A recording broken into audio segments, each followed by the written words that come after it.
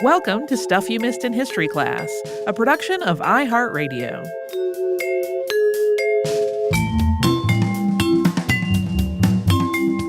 Hello and happy Friday. I'm Tracy V. Wilson. And I'm Holly Fry. We talked about hypertension this week. Yes, we did. There have been various points in my life prior to this when I've gone to the doctor and my blood pressure has been like somewhere in the 130s range rather than 120 where they would like it to be. Right. But this time when I got my physical, it was more than that.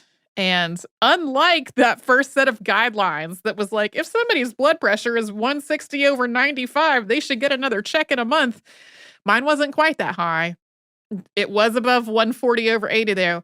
And it was immediately go home, take your blood pressure every day. We're sending you a thing in the app so that you can send us your blood pressure every day.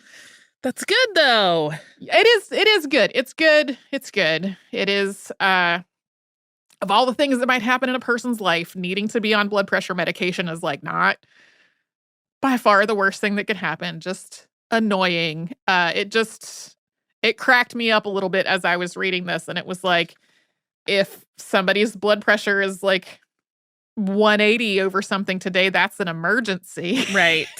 Whereas it used to be just normal. That's fine. That seems right. That's fine.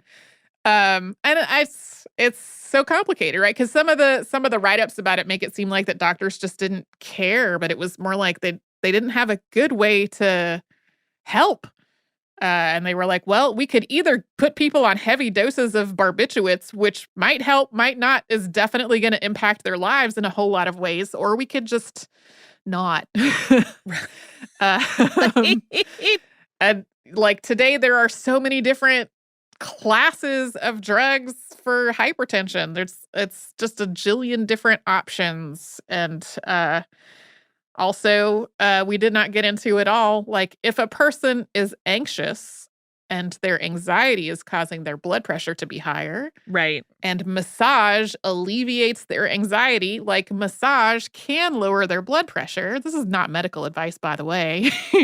But like, if there's some other physiological thing going on, might not make a difference. And so it was like there was so much stuff that was being tried, especially in the first half of the 20th century, which probably did work for some people, but like did not work for a lot of people. And so a lot of doctors were like, I feel like I'm just going to hurt somebody if I try to prescribe this invasive, irreversible surgery that may or may not have any effect on a person's life expectancy or their quality of life or their health or any of that. Yeah. Well, I historically have had very low blood pressure, but I'm a little worried about my next one because I am getting older. I've put on a little extra weight. We'll see what happens. Yeah, we didn't talk about this in the episode. This was in my notes at one point, and then I just couldn't find a good place for it to make sense. There has long been an observation that there are people who go to the doctor and their blood pressure is high at the doctor's office, but it's normal when they're not at the doctor. And the name white coat syndrome was coined for this in, I think, 1984. And the reason that we already had a blood pressure monitor in our house when my doctor was like, you need to keep up with this at home, is that the last time Patrick got a physical, he had not been to the doctor in a long time because of the pandemic, and his blood pressure was high at the doctor, normal at home. So he had already picked up a monitor like a year or whatever ago, and his doctor was like, you gotta check on this. Yeah, we have a monitor for a very similar reason. Yeah. I learned to take a person's blood pressure when I was in massage school. And that was actually the first time that I heard the term white coat syndrome, was when we were learning about blood pressure and learning to take each other's blood pressure. And then in the many years that it has been since I went to massage school, I totally forgot the process of how that works. And I was like, okay, I remember there was a part where we were like listening until the sound went away. Like, but how would the process work? And then I finally got to the part in the research that spelled it all out. And I was like, oh yeah, now I remember. Yeah. I have also had that thing happen where I have to I don't think this is probably the case anymore, but where I've had to self-monitor for white coat syndrome because they'll take my blood pressure and go, oh, that's totally normal. And I'm like, not for me. No, yeah. That's a bit high for me. So, gotta keep an eye on it. Yeah. I 100%, in case anyone was wondering, did order a Diuril man off of eBay while Tracy was talking during our episode after we discussed him. I'll put up pictures when he gets here. Yeah, I was also pretty charmed by Diuril man. Like, I have a lot of complicated feelings about like the way pharmaceuticals are marketed and that kind of stuff. And this kind of shows how early in the flourishing of the pharmaceutical industry, like little desktop toys became part of like the sales process.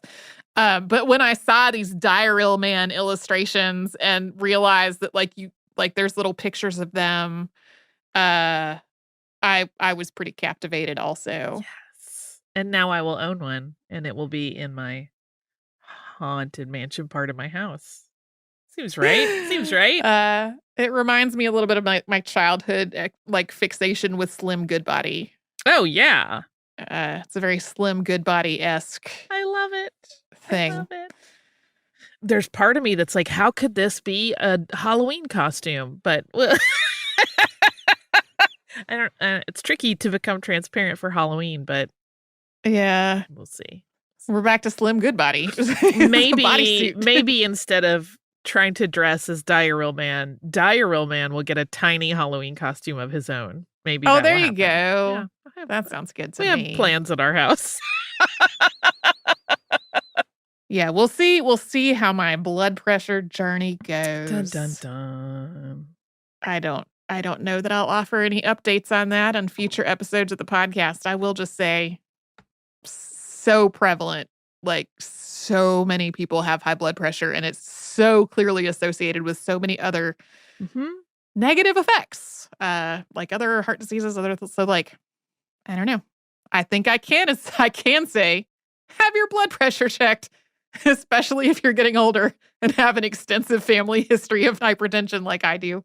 Well, right. Like, I mean, I'll just make the wider PSA of like, I know it sucks to go to the doctor. Yeah. But go to the doctor if you have. I know that's not also available readily for everybody. If you have the means, it's really good to get your baseline numbers before you get sick so that a doctor can go, hey, this number looks weird, but maybe you're just like that. And that way you will know. No, I'm not just like that. Yeah. Vitally important. It's all very important. Go to the doctor when you feel fine to get your annual exam. We have to, because if we don't, our insurance costs more. That is correct. At our work. So that is a motivating factor for sure. But also it's good to check in on how your body's doing. I love my doctor. I love the physician's assistant that I saw at the doctor last year because my doctor was not available in time for me to make that insurance deadline.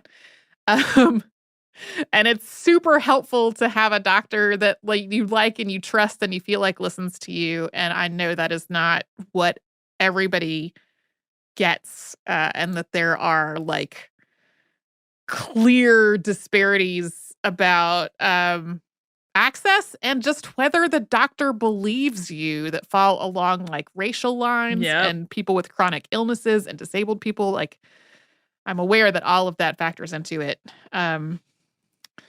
While also feeling like getting your blood pressure checked out's a good idea.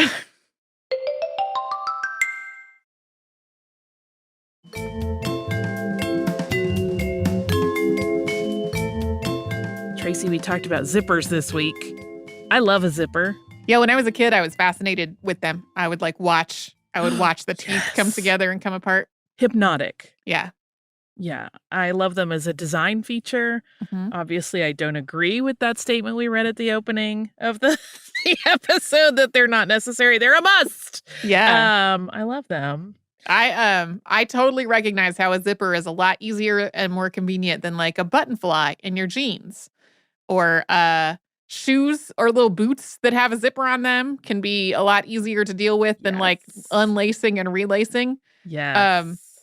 simultaneously, as someone who has had some involvement in helping a disabled person dress, there are even easier options than that. So it's like I also can see the argument about their rarely being necessary, but they are all over my own clothes. Do you remember when Levi's reintroduced the button fly as like a cool retro thing? And I just remember being like, why?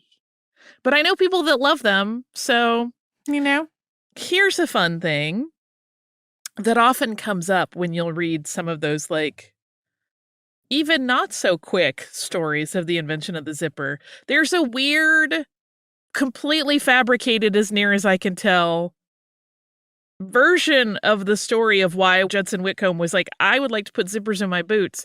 There are people that have made the logic jump of like, he was so fat he couldn't tie his shoes. And it's like, 1, what? 2, what's wrong with you? 3, there's no evidence that there was anything like that other than he just was looking for faster, easier ways to close Yeah.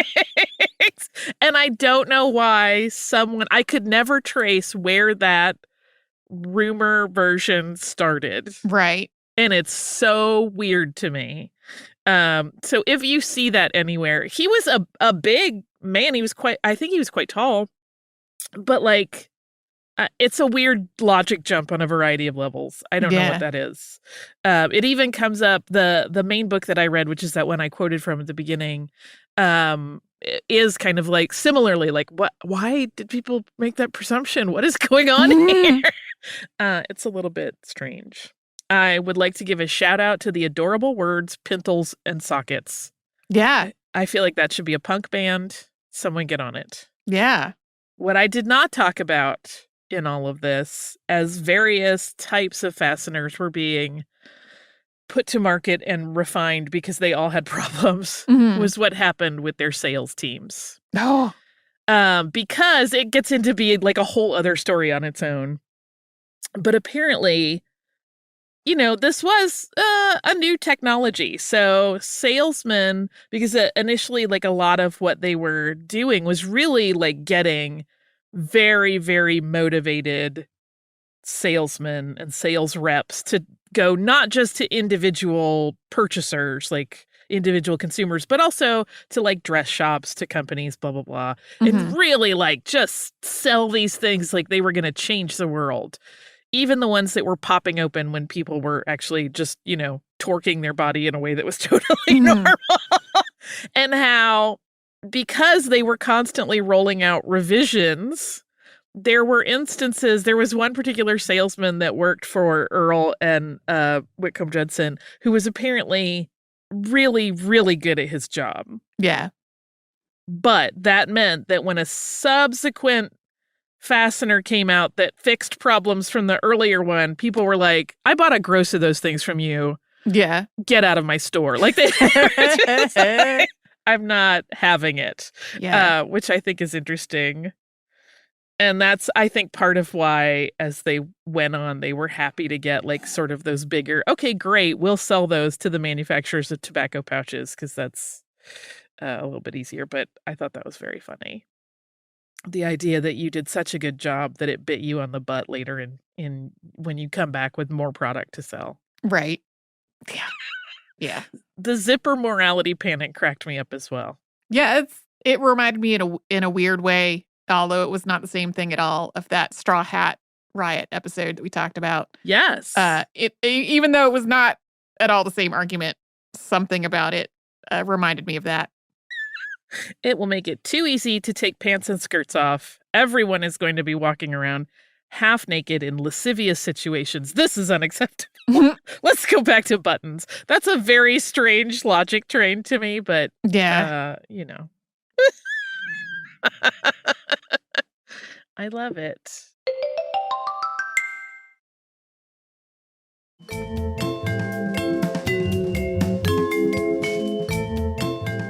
We talked early on about how common zippers are in everything that we don't always think about. Yeah.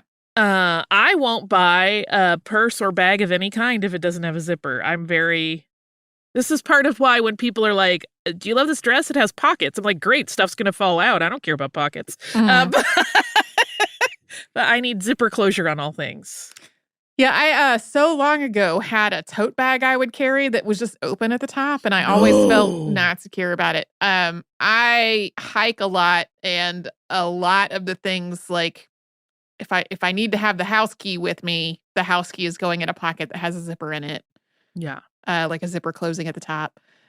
This was not like a metal teethed zipper, but I bought a new clear plastic bag to take through airport security before we went to Italy that had just a plasticky kind of zipper. And it broke on the first use. No. Like literally the first use. I took it out of the bag when we got to like the very first hotel, and it was just gaping open and was beyond my ability to repair. And I was like, come on now. Thing was brand new. That stinks.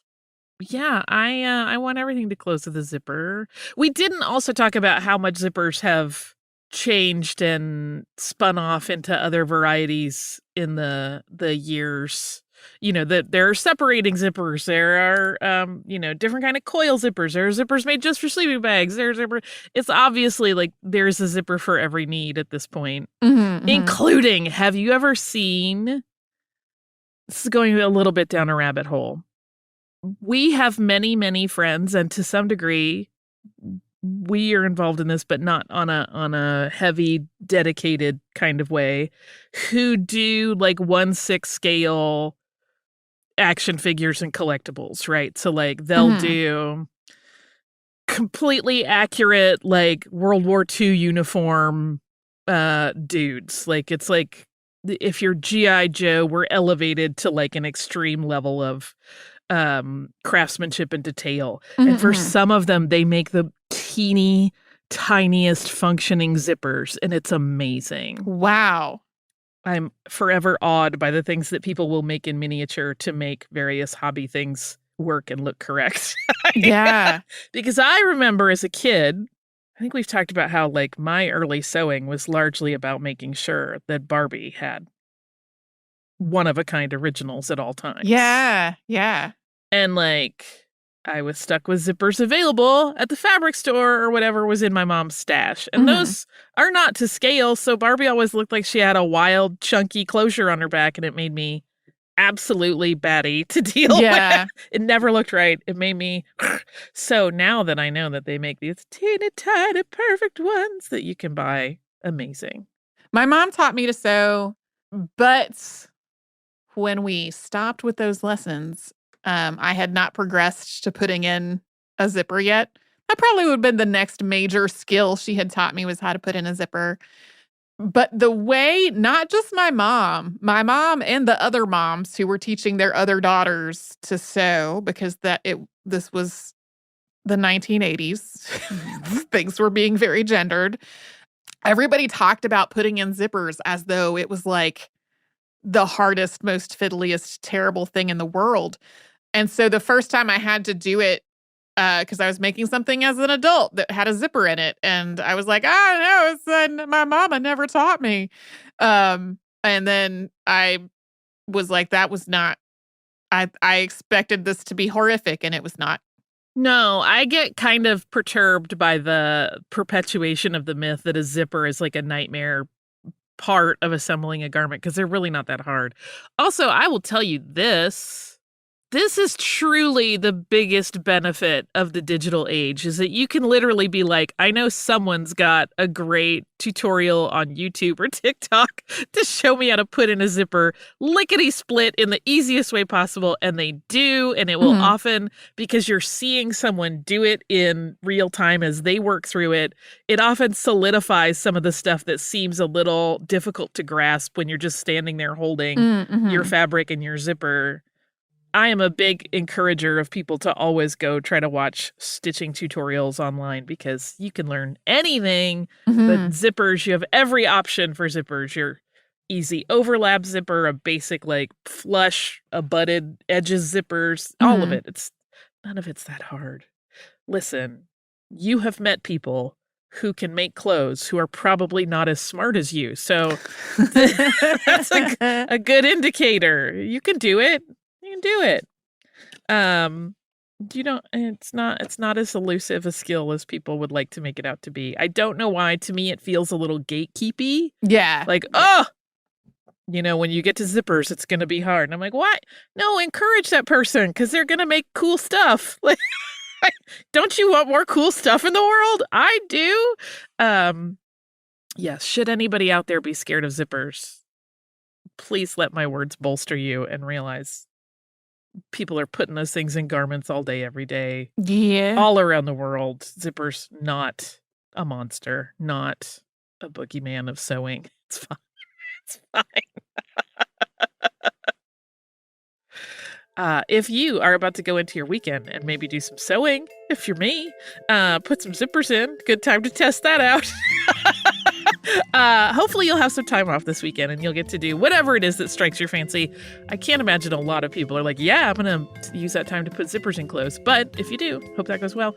If you have to work or if you have some other responsibilities that are kind of taking up your time and it's not really yours to claim, I hope that those things go well, easily, low stress, and that everybody is cool to each other. We will be right back here tomorrow with a classic, and then on Monday, you'll get more brand new stuff.